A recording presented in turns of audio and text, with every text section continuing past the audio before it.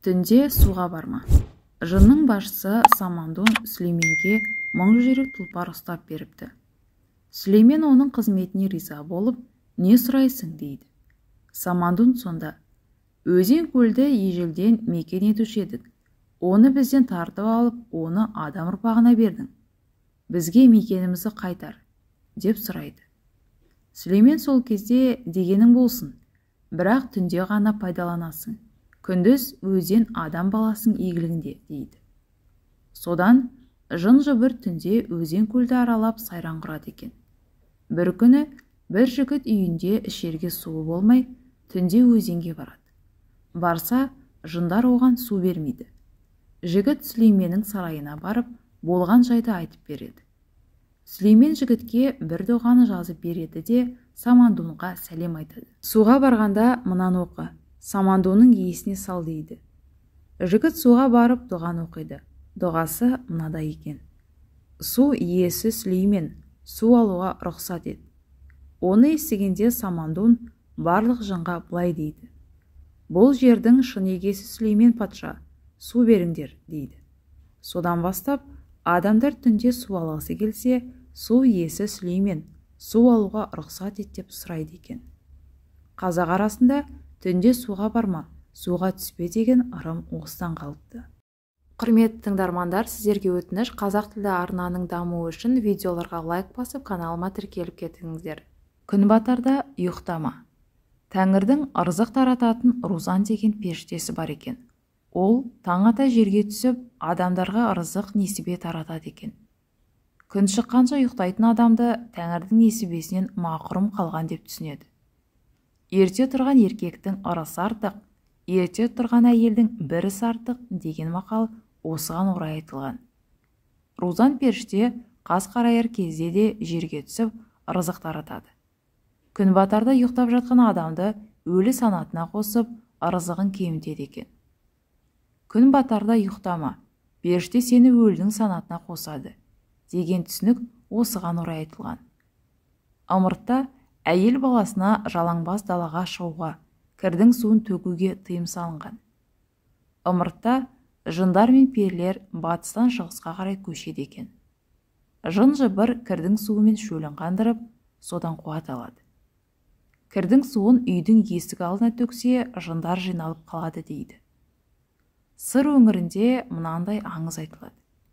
Ертеде Сейітжан деген кісінің әйелі үйде кір жуып болып, суын төгуге сыртқа шығып кетеді. Сүт пісірімде уақыт өтсе де қайта оралмайды. Сейітжан әйелін әрі-бері күтеді. Оны іздеп тысқа шығады. Біраз іздейді, таба алмайды. Көршілердің үйіне барып шығады. Оларда да жоқ болып шығады. Сол кезде сыр бойында Әубәкір деген атақты ишан бар екен. Соған барып жағдайын айтады. Ол болса былай дейді: әйелің кірдің суын намаз шамда бекер төккен екен. Шамасы әйеліңді көшіп бара жатқан перілер ала кеткен. Мен оларға хат жазып берейін, сен соны апарып бер, дейді. Оларды қалай табамын, дейді Сейітжан. Кешке дәретіңді алып тазаланып, алдарынан шық. Есігінің алдына кірдің суын қойсаң, өздері үймелейді. Сол кезде менің берген хатымды біреуіне ұстат, дейді. Сосын тұмар жазып беріп, мына тұмар сені жын жыбырдан қорғайды, саған тиісуге батпайды, дейді. Сейітжан ертесіне кеш бата есігінің алдына кірдің суын қойып, жын перілердің көшін күтеді. Кірдің суының иісін сезген жындар Сейітжанға қарай жақындайды. Сол кезде ол хатты көсемдеріне ұстатады. Ол хатты оқиды да көшті тоқтатып: мына адамзаттың әйелін кім алды, деп айқайлайды. Ешкім үндемейді. Екінші рет айқайлайды, онда да ешкім үндемейді. Үшінші рет айқайлағанда бір жын шығып: мен алып едім, деп қайтарып берген екен. Сейітжан әйелін алады да қазыққа байлап қояды. Жын перілер көшін жалғастыра береді. Олардың қарасы көрінбей кеткенше әйелі айқайлап шыңғыра берген екен. Таң ата Сейітжан әйелін ертіп Әубәкір ишанның алдына келеді. Ол бір қағазға ішірткі дұғасын жазады да кесеге салып үстіне су құяды. Су көк түске боялады. Сосын оны әйелге ішкізіп тұма жазып береді. кетерінде Сейітжанға әйелің жалаңбас жүрмесін деп қатаң ескертіпті. Тырнақ пен шашты далаға тастама. Тырнақ пен шашты күтіп ұстау Ыдырыс пайғамбардан қалған сүннеттің бірі екен. Ыдырыс пайғамбар 20 жасқа келгенде оған Жебірейіл періште келіп тазалықты үйретіпті. Діни кітаптарда Ыдырысқа 30 парақтан тұратын кітап түсті делінеді. Бұқара халық соның арқасында кітап оқып, арам мен адалдық айыруды үйреніпті. Дәрет алып таза жүру, ғұсыл құйыну, шаш тырнақты күтіп ұстау парыз болып бекиді. Осыдан бастап, шашы өскеннің елі кәпір, тырнағы өскеннің өзі кәпір деген сөз қалыпты. Тырнақ пен шаш алғанда оны жерге көму қажет. Себебі тырнақ пен шаш жын перінің сүйікті азығы саналады. Ғұсыл дәретпен жүру. Кебін екі түрлі болады. Бірі марқұм болған жанды арулап орайтын бөз мата. Екіншісі адамның ғұсыл дәреті. Діни кітаптарда ғұсылсыз өлген адамның жаназасы шығарылмайды деп жазылған деседі. Осыған орай ел арасында мынандай әңгіме бар. Ертеректе Үрімші жерінде бір бай қайтыс болады. Ел жұрт жиналып жаназасын шығарайын десе, бай сол күні тоқалымен бірге болыпты. Молда былай деп сұрайды. Марқұмның ғұсылы бар ма еді? Деп сұрайды жамағаттан. Байдың тоқалы болса, ғұсылды таңертең аламын деп ерініп жатып қалып еді. Таңертең тіл татпай сол бойы кетті ғой, дейді жылап сықтап отырып. Молда тағы да. Ғұсыл адамның рухани кебіні, онсыз мен жаназа шығара алмаймын, дейді. Жұрт таңданысып, енді не істейміз дейді. Пәлен деген жерде Түген деген молда бар. Соған барып көріңдер. Кітаптарын ақтарып отырып бір пәтуа табар, деп молда кетіп қалады. Байдың ұлы Түгенше молдаға барса, ол да пәтуасын таба алмайды. Келесі бір молдаға жібереді. Байдың ұлы оған да барады. Ол молдада шара таппайды. Іздеп жүріп бір молдаға барғанда ол былай дейді.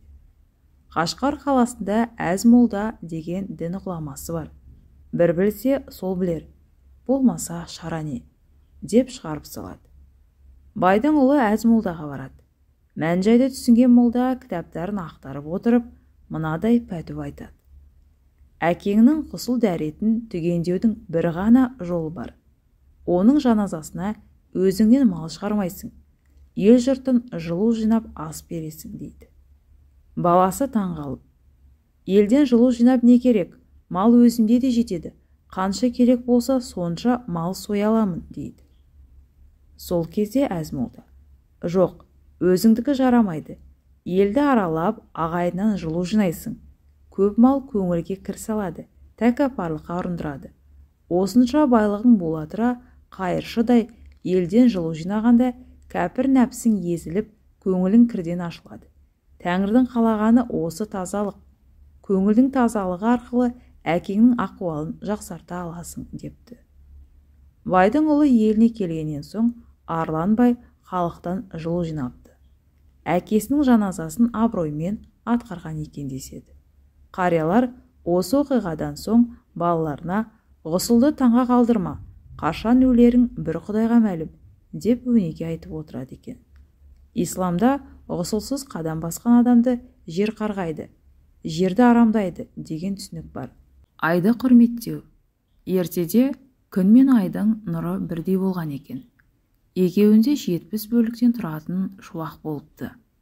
Жарығы тең болғандықтан ол кезде күндіз де түнде болмапты. Бір күні Жаббархақ Жебірейілге: мен түнді жаратамын, айдың нұрынан шуақ ал, дейді. Жебірейіл қанатымен айдың жүзін 3 рет сырып, шұғыласын жинап алады. 69 шуағын алып күнге қосады. Күннің нұры артып, бұрынғысынан да қатты жарқырайды. Ай тек түнде шығып шамшырақ болыпты. Нұрының азайғаны қайғырып, өңі түнеріп кетеді. Сол кезде ұлық Алла: ай, сенің адамға көрсетер қызметің күннен бір мысқалды кем болмайды. Түнде шығып, жолаушылардың адаспай жол табуына жәрдем бересің. Күнге нұрыңнан сыбаға бергенің үшін адамдарды сені құрметтейтін болады. Әр туғаныңда саған сәлем беріп қарсы алады дейді. Ай сабасына түседі. Өзінің бір шуағымен түнде адамдарға жол көрсетеді екен. Жебірейіл періште нұр алуға келген кезде қанатымен айдың бетін жырып алыпты. Ай бетіндегі жырық сызықтар содан қалған деседі. Халық та айды құрмет тұтып, жақсылыққа ырымдайды екен. Жаңа ай туғанда, ай көрдім, аман көрдім, бұрынғыдай заман көрдім. Ескі айда есірге, жаңа айда жарылқа деп сәлемдеседі. Ел аузында да айға қаратып нәрет сындырма, айға қол шошайтпа, айға қарап күлме, жылама деген тыйымдар пайда болады. Ай сәулесі адамға түспесін деп терезені түнде жауып жатады екен.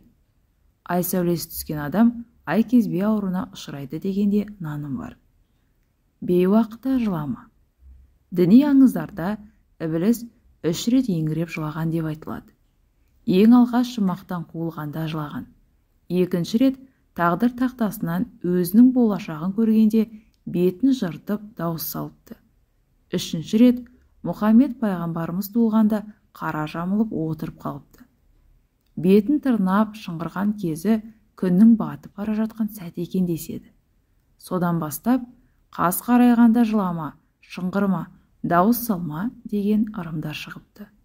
Түсіңді бейпіл ауызға жортпа. Түс Тәңірі жаратқан кереметтің ең кішісі екен. Ол 3 түрлі болады. Алғашқысы шайтани түс. Бас аяғы жоқ, адамды мазалап, түсініксіз күйге түсіретін шым-шытырық түсініксіз түс. Ел оны шайтанның әсері деп сенеді. Екіншісі періштелер көрсететін түс. Ол таң алдында көрінеді. Өте қысқа және ап-анық болады. Есіңнен шықпайды. Бұл түсті келешектегі жақсылық, жамандық ишараттан белгі хабар деп ырымдайды. Үшіншісі қияли түс. Бұл шайтан мен періштенің әсерінсіз адамның өзі көретін түсі. Мұны адам қатты шаршағанда немесе қатты ойланып мазасызданғанда көреді екен. Түс сөзінің төркіні реңсіз дегенді білдіреді. Адам түсті жору арқылы оған рең түс береді. Дұрыс жорылмаса, түс өңі де құбылып кетеді. Ертеде бір малшы қазақтың жас келіншегі түс көрген екен. Оның аяғы ауыр екен. Түсінде 2 көкжал арлан қасқыр 2 омырауын жұлып жеп жатады. Түсінен шошып оянса, таңырауандап атып қалған екен. Орнынан тұрған жас келіншек байыз таппай, түсімді жорта қояйыншы деп, жақын маңдағы бір белдің астында отыратын түс жоритын бір қарияның үйіне келеді. Қария мал өрістетіп үйінен шығып кеткен. Қарияның үйде қалған кемпірі жас келіншектен: «Не бұйымтайың бар, айта ғой» деп сұрайды. Келіншек көрген түсін жортқалы келгендігін айтады. Кемпірі тағы да: «Қандай түс ол?» дейді. Келіншек түсін айтып береді. Кемпірі сол кезде: «Әттеген ай балам, жақсы түс көрмепсің, сені 2 қасқыр талап жейді екен» деп жамандыққа жориды. Жас келіншектің үрейі ұшып кетеді. Үйіне қарай тұра жүгіреді. Сәлден соң түс жорушы қария үйіне оралады. Кемпір алдынан шығып жас келіншектің түсін жорып бергендігін айтады. Қария кемпірін қамшымен тартып жіберіп: «Жақсы сөз жарым ырыс деген. Аузынан бір жақсы тілек шықпады ма? Түс жорушысын тапқанша қыл көпірдің үстінде, ұстараның жүзінде тұрады. Жамандыққа жорысаң жолдан тайып кетеді. Түс көргенді майып етеді. Түстің жақсылығы жорушыдан» деген. Келіншектің түсі киелі түс екен. Көкжалда егіз ұл туатын еді. Омырауын жұлып жатқан көкжалдар сол емес пе? Деп атына мініп келіншектің ізінен қуып кетеді. Жолда әлгі жас келіншектің өліп жатқандығын көреді. 2 омырауын 2 қасқыр жеп жатыр екен. Қарт өкініштен күрсінгенде қолындағы қамшысы сынып кетіпті. Осыдан бастап түсті бейпіл ауыз адамға жортпа деген ырым шығыпты. Алқа тағу салты. Сүлеймен пайғамбар Билқис патшаның атағын естіп, оны көрмекке ынтық болады. Оған: «Бір жаратушының атымен бастаймын, маған келіп қонақ болып, сән салтанатымды көр» деп хат жазады. Хатқа мөр басып, оны бәбісекке береді де, мына хатты жылдам Билқис патшаға жеткіз деп бұйырады. Бәбісек хатты тістеп, ханшайымның ордасына кірсе, ол ұйықтап жатыр екен. Ол түндіктен кіріп, хатты оның бас жағына қояды. Қыз оянбайды. Болмағаннан соң қыздың көкірегінен шоқып оятады. Белхис қатты оқып Сүлейменнің шақыруын қабыл алады. Бәбісектің шоқыған жері Белхистің көкірегінде тыртық болып қалып қояды. Ол қорқып кетіп: «Уа жаратқан, мен Белхисті оятпақшы болып, оның көкірегін жаралап алдым. Бұл жайды Сүлеймен патша білсе, мені өлтіреді, мені құтқара көр», деп Тәңірге жалбарынады. Сол кезде Жебірейіл періште пейіштен дүр гауһармен өрнектелген алқа келіп, ханшайымның мойнына тағыпты. Белхис сол заматта қор қызынан кем түспейтін аппақ аруға айналады. Сарайдағы қыз-келіншектер оның алқасын көріп, есінен танады. Олар да ханшайымға еліктеп асыл тастардан алқа жасатып, мойындарына таға бастайды. Содан бастап, әйелдердің алқа тағуы сәнге айналған екен. Құрметті оқырмандар, әр күн сайын арнамда жаңа оқиғалар болады. Лайк басып, пікір жазып, міндетті түрде тіркелуді ұмытпаңыздар.